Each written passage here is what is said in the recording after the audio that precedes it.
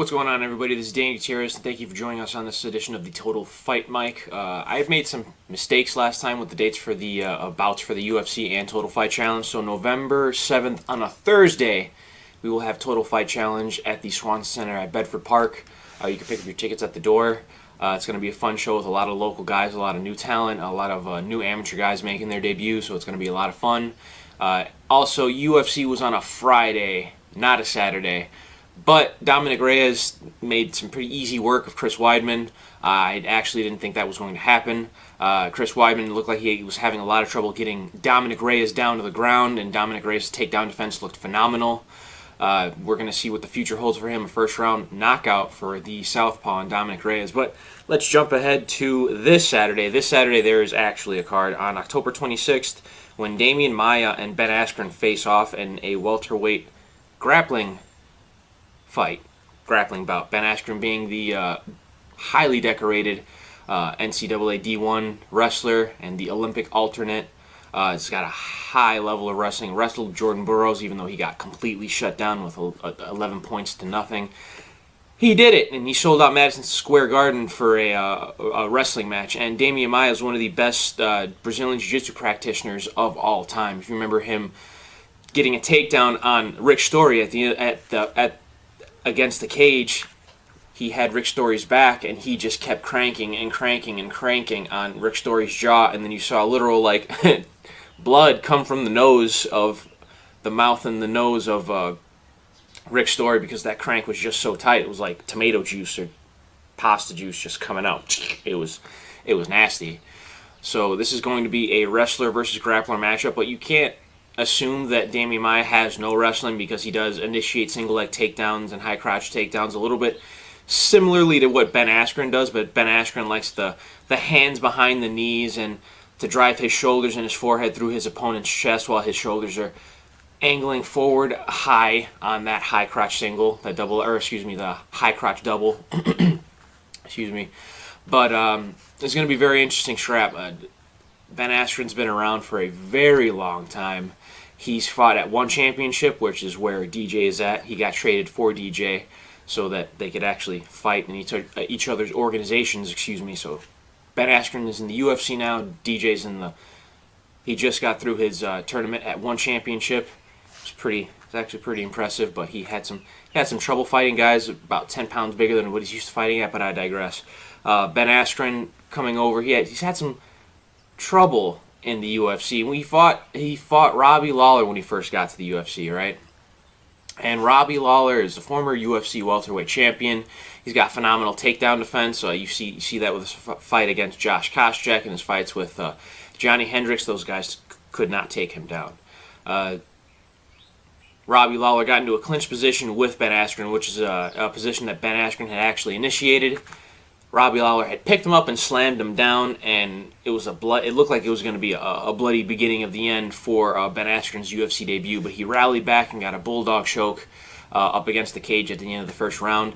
A little bit of controversy there, but still. In his next bout, he got knocked out in 5 seconds from a flying knee heard around the world from one of the baddest MFers in the planet, and that would be Jorge Masvidal.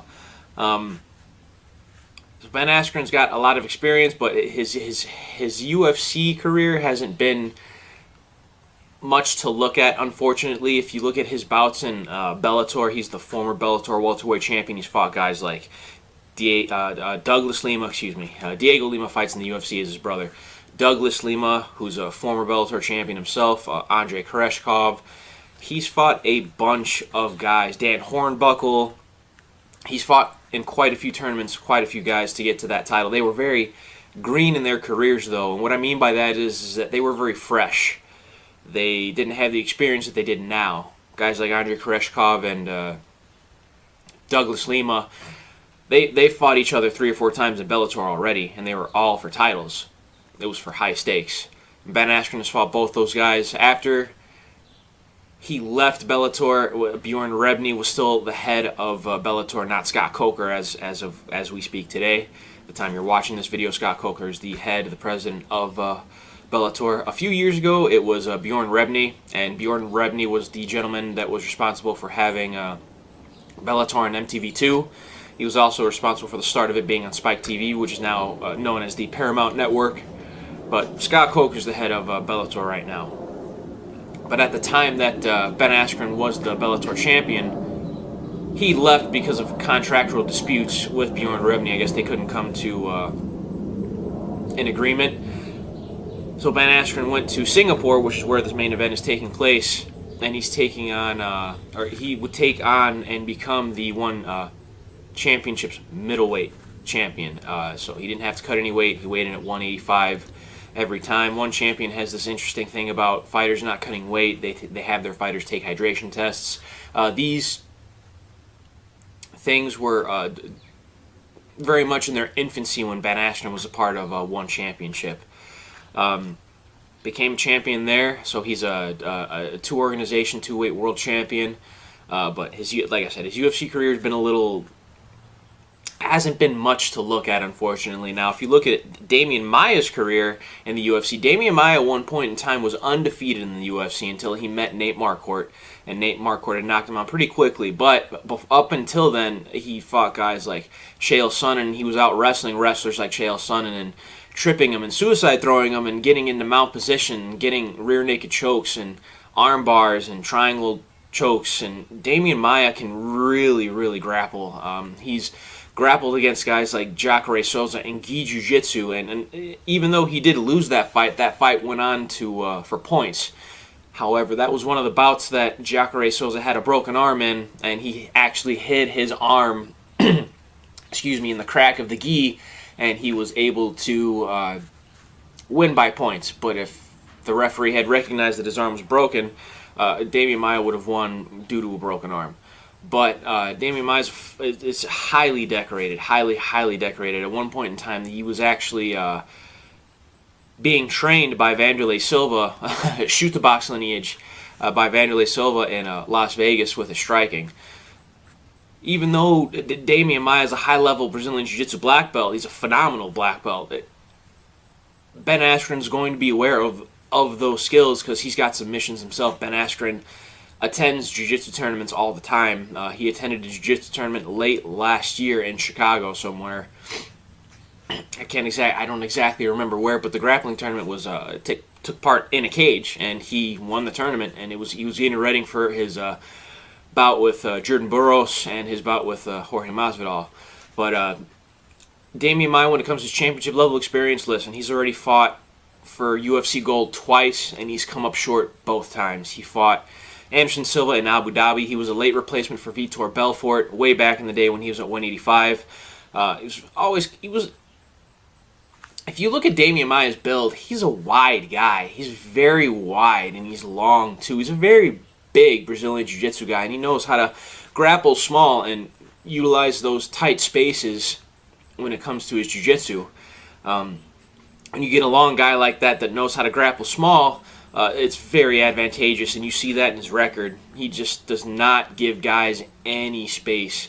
When he fought Anderson Silva and Tyron Woodley, these are guys that he just couldn't take down because those guys knew what he was going to do.